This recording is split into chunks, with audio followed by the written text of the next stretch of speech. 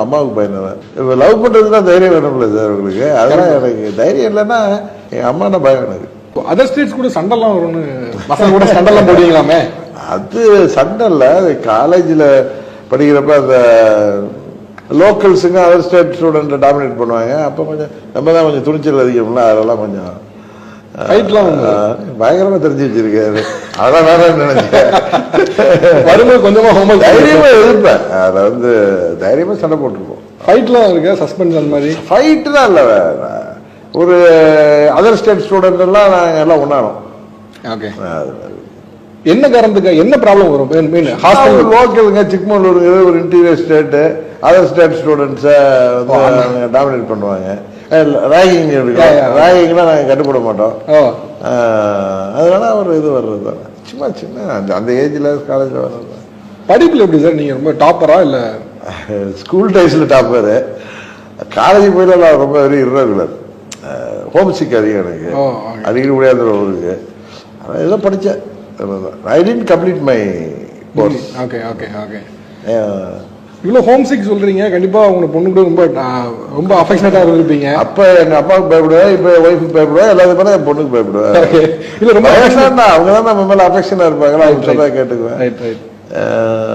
இப்ப எனக்கு டயபெட்டிக் இருக்கு, சுகர் ஃப்ரீ ஐஸ்கிரீம் சாப்பிட்டாலும் என் பொண்ணு ரெண்டாவது சாப்பிட்டா எப்ப அது கொலஸ்ட்ரால் இருக்கு சாப்பிடாத அப்படின்னு. அது மாதிரி விஷயங்கள் மறட்டுவாங்க, கேட்டுக்க விடாது. எனக்கு என்ன யாரும் டாமினேட் பண்றது எனக்கு பிடிக்கும். யாராவது ஒருத்தர் நமக்கு மென்டர் மாதிரி டாமினேட் பண்ணா எனக்கு அதை பிடிக்கும். I love to be dominated. நான் எல்லாரையும் டாமினேட் பண்றதுங்கிறத விட என்ன பிரியத்துல, நீங்க வேற போடான்றோம் நம்ம பிரியத்துல முன்னாடி சொல்லிட்டீங்க. ஆல்ரெடி பொலிட்டிக்கல் டாமினேட் பண்ணிட்டு இருக்காங்கன்னு சொல்லிட்டு இருந்த நேரத்துல டாமினேட் பண்ணா பிடிக்கும்னா அப்புறம் அது பொலிட்டிக்கல் செட் ஆயிடுது. டாமினேட் பண்ணா உள்ளாரெல்லாம் போயிட்டு வருவேன். டாமினேட் பண்றதுன்னா என்ன அன்புல யாரும் டாமினேட் பண்ணா எனக்கு பிடிக்கும். அதுதான் சொன்னேன். அப்புறம் அம்மா அன்புல தானே டாமினேட் பண்ணுவாங்க, ஒய்ஃப் அன்புல தானே டாமினேட் பண்ணுவாங்க. இது சப்பாத்தி கடையார அடிக்க போறாங்க, அந்த டாமினேஷன் இருக்குல்ல சார்? வேற வேற வீடுகள்ல இருக்கு, எங்க வீட்டுல இருக்கு. அது மாதிரி விஷயம் நம்ம அது மாதிரி வேற நம்ம பண்ணாதானே அதெல்லாம் அடி விடுவோம்.